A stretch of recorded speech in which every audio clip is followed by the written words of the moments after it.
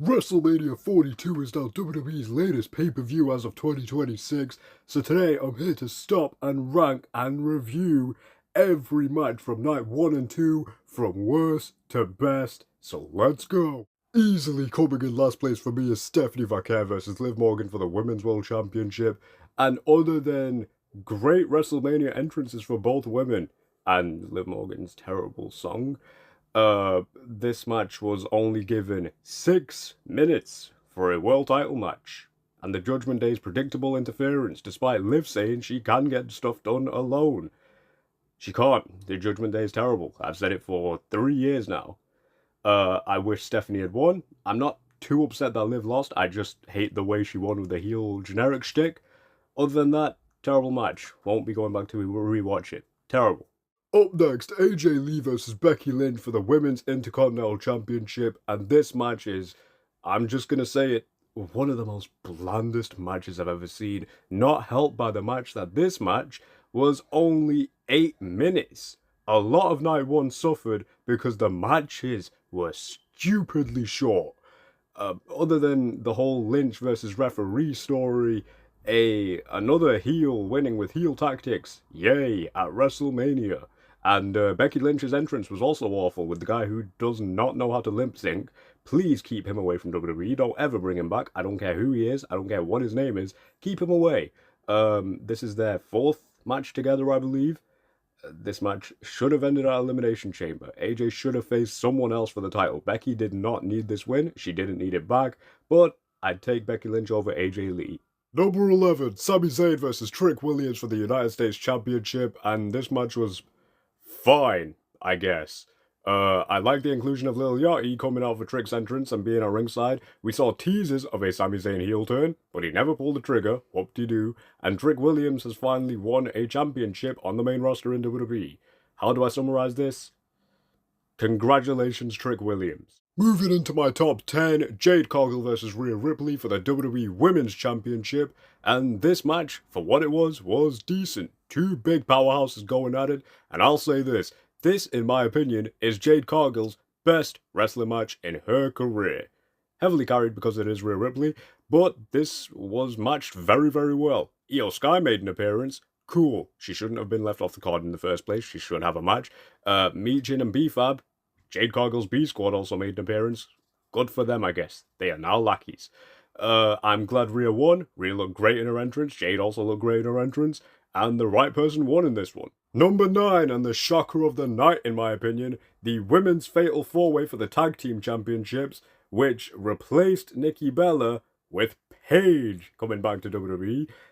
Interestingly enough, I got a lot of people's reactions, and everybody took this well. It's awesome to see Paige back in the WWE. And she also won the Tag Team Championships in this match. That's awesome for them, and everybody in this match showed out, in my opinion. Everybody looked great. A decent little tag match. Number 8, and despite the placement on this list, this is my personal favourite match of night 1 of WrestleMania 42, Drew McIntyre versus Jacob Fatu in an unsanctioned match. I'm very happy with the winner. At the time, I had Drew McIntyre winning this. I'm glad Jacob Fatu won for the storytelling narrative. Lucky number 7, the kickoff of WrestleMania itself, LA Knight and the Usos versus The Vision and Speed. This match was spot fests and greatly done, with everyone having decent entrances and Speed getting a WrestleMania moment by turning on the Vision at the end. Great way to start WrestleMania. The right people won, in my opinion. I thought Speed's team is going to win simply because there's a celebrity on the team. Isn't that the WrestleMania trope? I think this was a decent way to start WrestleMania. 6 is going to the street fight between Demon Finn Balor and Dominic Mysterio, and this match was decent for what it was, but I will give a major shout out to both men's entrance. Dominic Mysterio, King of the Cruiserweights, comes out on a throne. Demon Finn Balor reaches for a heart, full body paint, all the smoke and mirrors of everything. This was cool and a really good match. I saw a lot of people saying Dominic needed this win. He didn't. I expected Judgment Day interference to dampen this match. No interferences whatsoever, just two very good wrestlers going at it. And I'm very happy to see Demon Finn back and Finn Balor finally winning at WrestleMania. Top 5, Cody Rhodes versus Randy Orton for the WWE Championship in the main event of night 1. And this had all the glitz, the glam, and everything in between of a main event as it should. 20 plus minutes of just chaos. Pat McAfee's inclusion, my reaction spoke for itself. And everything in between, with Randy RKOing the referee because he got blinded, and then RKOing Pat out of frustration, RKOing Cody out of a Cody cutter.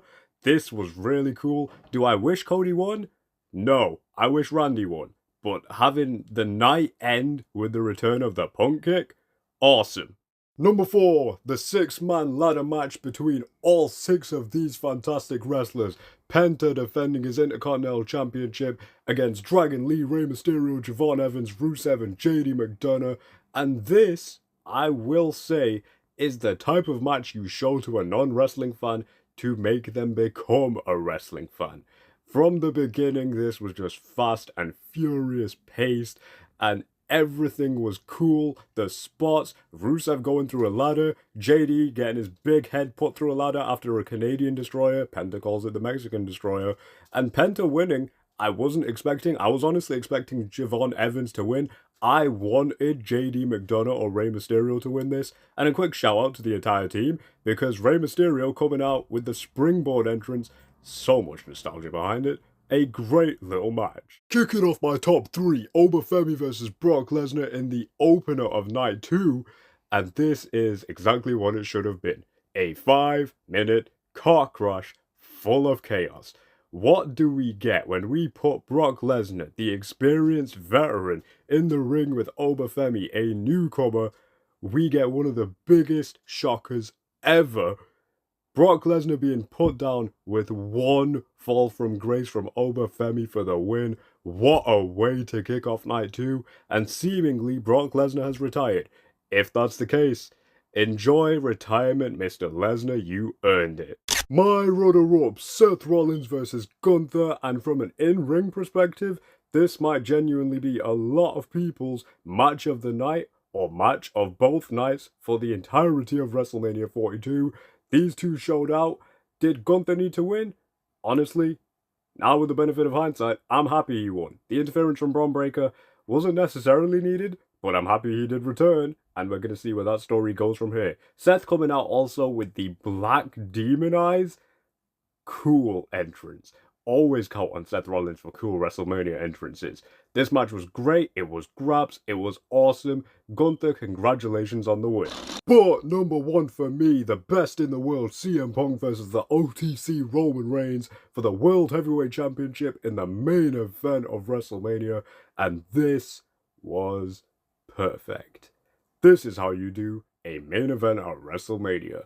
No Usos, no interference. Roman Reigns has finally stuck to his word that he can get it done alone.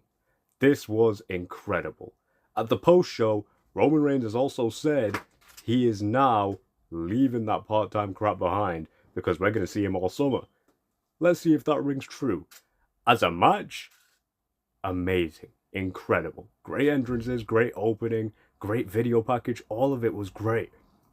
And Roman Reigns possibly had his greatest one-on-one WrestleMania match ever. I give props to everybody, to CM Punk, to Roman Reigns, to the damn referee for the leniency, to the fans, to the crowd, to Las Vegas. Everything was awesome. Roman Reigns winning in the moment, I wish CM Punk had won, but knowing now what we know, this was the right decision. A great main event. Overall, WrestleMania 42 gets an 8 out of 10 from me. Night 1 was admittedly very lackluster for what it was, but based on the environment I watched it in, Night 1 was okay for the people. Night 2 picked it up in an insane way, making it damn near perfect. This pay-per-view, Night 1 was the bad. Night 2 was the good. Put it together, you get a great little WrestleMania.